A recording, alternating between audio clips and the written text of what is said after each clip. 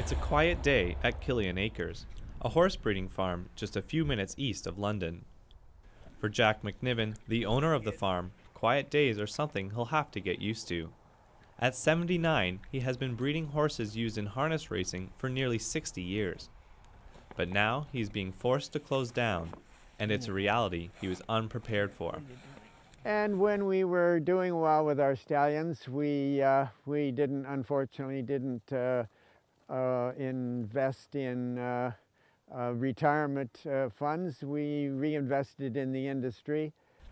But that investment has been lost. Jack knew he was in trouble when the provincial government chose to end funding race tracks received from slot machines.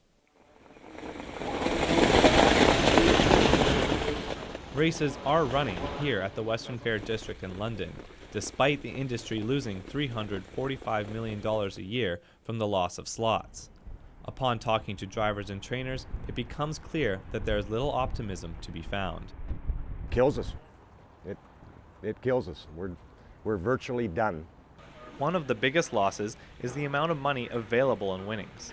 The provincial government is offering just $10 million for purses at all 15 tracks in Ontario. That's less than what one track would usually receive from slot revenues.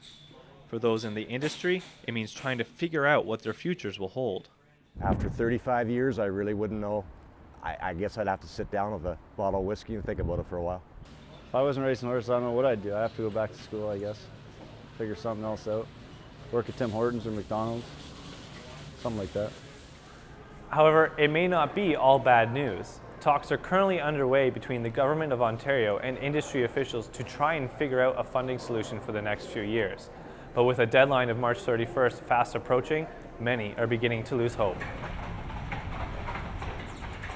With less money comes less winnings, fewer races, and fewer horses walking this tunnel. Whoa! Okay, whoa!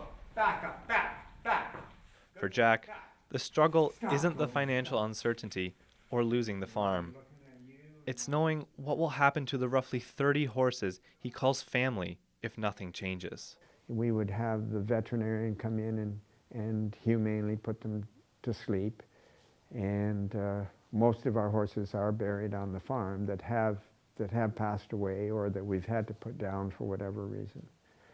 But so it won't be easy. Jack has even tried to pay people to take some of his horses, but the animals have no value, and so his farm will likely turn into a graveyard. And we have these wonderful horses that are healthy, happy, and it's hard to go and put a bullet between their eyes. Yeah, good. He has given his entire life to his animals. He can only hope they won't have to give him theirs. For Western News, I'm Justin Zadorsky.